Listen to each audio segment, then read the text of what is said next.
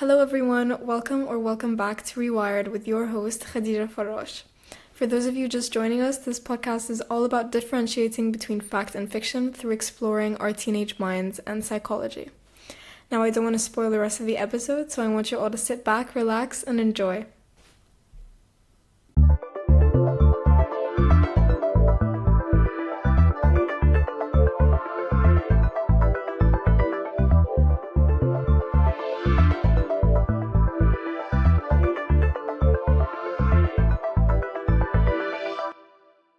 Welcome to the third episode of Rewired's first ever mini-series where I'm discussing birth order and whether it psychologically shapes our personalities or if that's just a big myth seen all around pop psychology today.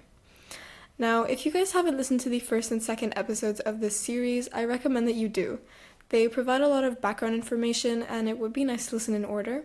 But if you do want to start the series off with episode 3 for the youngest children, don't worry. Each episode is designed to be able to be listened to in any order.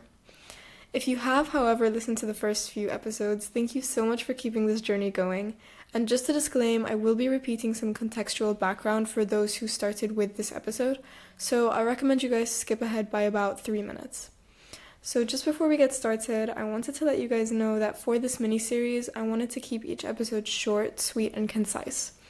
This means I probably won't be going into too much detail about every concept I discuss, but I will be linking the papers I've used down below for those who want to do some deeper research. Birth order is almost universally thought to determine how intelligent, nice, responsible, sociable, or open to new experiences we are, essentially our personalities, especially in pop psychology. This theme has been widely discussed amongst the general public outside of the scientific community, and for this reason, a lot of one-size-fits-all stereotypes have been established about each category in the birth order. So, oldest children are often stereotyped as perfectionists, serious, dominant. People may see middle children to be neglected or overlooked, youngest children outgoing or attention-seeking, and only children as socially inflexible or spoiled. It's important to remember that these stereotypes are often oversimplified and don't accurately reflect the diverse range of personalities within each birth order category. Individual experiences, parenting styles, and cultural factors play significant roles in shaping personality development. Now, I wanted to ask you, are these stereotypes true or anywhere near the truth? And does birth order even minorly affect personality in general? Well, 2 major papers have emerged within this subfield of psychology, which I will link below, to show that birth order has little to no substantive effect on personality. The first, titled The Association of Birth Order with Personality and Intelligence in a Representative Sample of U.S. High School Students, tested a huge sample to analyze the relation between birth order and personality in a between-family design, and the average effect was equal to a correlation of 0.02. Just to clarify, a between-family study design compares the personality traits of unrelated people who have different birth ranks. In the second paper, titled Examining the Effects of Birth Order on Personality, they investigated the link between birth order and personality in 3 large samples from Great Britain, the United States, and Germany, using both between and within family designs. To clarify again, within family designs examine personality ratings from sibling pairs, parents, peers, so people who have relation to each other in a way, in contrast to the between family design, which compares the traits of unrelated people. So that's between family designs and within family designs. The results of this test showed that birth order had no effect on all aspects of personality, with the exception of intelligence and self-reported intellect. When it came to intelligence, firstborns were recorded to have slightly higher scores. And no, guys, I promise I'm not just saying that because I'm a firstborn. So when looking at these 2 studies, it can be said that birth order has little to no substantive relation to personality trait development, and only a minor relation to the development of your intelligence. So it's a win for the eldest children. Now that we have this established, for the rest of today's episode, I'm going to be diving deeper into the thought process of those who established these stereotypes regarding youngest children, where they came from, what may have spurred them, and of course, the true personalities of youngest children.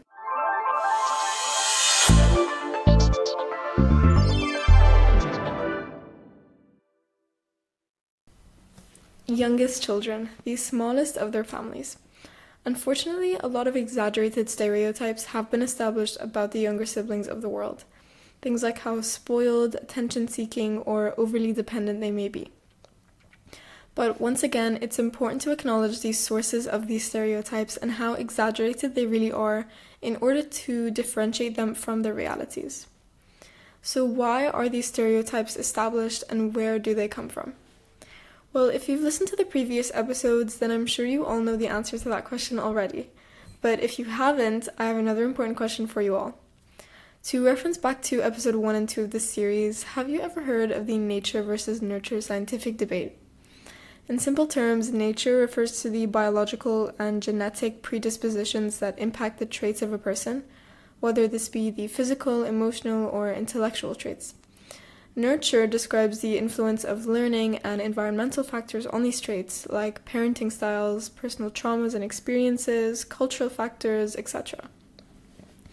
And when it comes to birth order and the establishment of these stereotypes, nurture plays a significant role. There are multiple factors environmentally which impact the outcome of the personality of the youngest sibling. But the main factor which influences a youngest child's personality is who they are surrounded by. Family and parents are greatly influential when it comes to the youngest children and their turnout. But just before we get into that, I wanted to restate from the previous episodes and preface this by saying that these characteristics I will be discussing often occur in the typical atomic family. There are some factors which may skew the appearance of these characteristics, such as large gaps between siblings and parental involvement. So I want you guys to keep that in mind before I explain anything in more detail. So people see younger siblings to be attention-seeking per se, as they may feel overshadowed by their older siblings. This implies that they could, and on most occasions do, eventually become extroverted and outgoing, which is different from attention-seeking. Youngest siblings are brought up surrounded by family. They're surrounded by their siblings, whether this be one or many, by cousins, and by their parents. They're accustomed to communication from birth, and for this reason they develop strong interpersonal skills from constantly interacting with their older siblings and parents. This further adds to the common extroversion that you may see in these younger siblings. They often tend to be the most free-spirited due to their parents' increasingly laid-back attitude towards parenting the second or third or fourth time around. Being the youngest often comes with a certain level of freedom. You're not always dealing with the same expectations as your older siblings, like the ones I discussed in the first episode of this series, when talking about older siblings and how they may feel extra pressure due to the additional expectations that their parents have of them as opposed to their younger siblings. So because these youngest children have to deal with less expectations, they usually have more room to explore their identities and be themselves. This is often why they develop more adventurous and risk-taking or impulsive personalities. Now I want to talk a little bit about Adler's theory of birth order. And just for a bit of background, Alfred Adler was an Austrian medical doctor and psychotherapist who established a theory of birth order, which essentially analyzes how your birth category can impact your personality. Adler believed that humans are social beings and therefore all behavior is socially embedded, and this links back to how your environment and upbringing can impact your turnout. Now, he theorized that the youngest children may hold the majority of the family's attention, which can result in an excessive dependency on others for support or protection or encouragement. And since the youngest child has at least one older sibling, they may be more competitive since they may have more opportunities to compete with others. Since they are the youngest of the family, their families often indulge in their successes. And this may result in these individuals seeking easy solutions to problems and learning how to coax or charm others into doing what they ask or prompting a reaction that they want. And due to this ability, they're often seen as the most popular or known out of the different ranks of birth order. That's a really brief summary of what Adler believed, of course missing out some key points he highlighted just for the pure purpose of simplicity for this episode. But if you do want to do some deeper research about his theory of birth order, an interesting paper will be linked below in the description. So while it's true that youngest children often receive more attention from their parents, it doesn't automatically make them spoiled. The desire for attention is a natural human need and not necessarily a negative trait. It's something we all experience. And for youngest children, this desire can often manifest as a love for social interaction. In fact, this extra attention can sometimes foster self-reliance as youngest children learn to entertain themselves and find ways to get attention without always relying on others. I have a younger sister, and watching her grow has shown me that being the youngest child has taught her to develop amazing social skills. Everyone that has met her has told me the same key things, which do prove my previous points about how she's so well-spoken, energetic, social, and these all apply to the points I previously discussed. So in summary, the youngest child of the family tends to have the following birth order traits. They're the charmers and risk-takers of the family. They're more outgoing, persistent, creative, and they love to challenge authority and debate.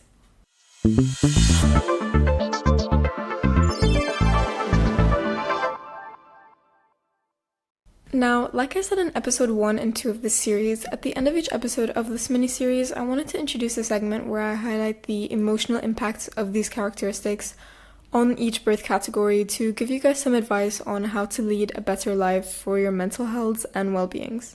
As the youngest child, you might sometimes feel like you're the baby of the family, but don't let that fool you. You guys are the speakers of the family. You're outgoing, creative, adaptable, you order for your older siblings who are too scared to call on a waiter, you ask the teacher your friends questions because they don't want to raise their own hands. You give people a voice when they can't use their own. So don't be afraid to embrace your youthful energy and curiosity and use your unique perspective to bring a fresh energy to your family dynamics and to the world around you. Even though you might sometimes feel like the little one, you have your own special talents and strengths, and don't be afraid to embrace them.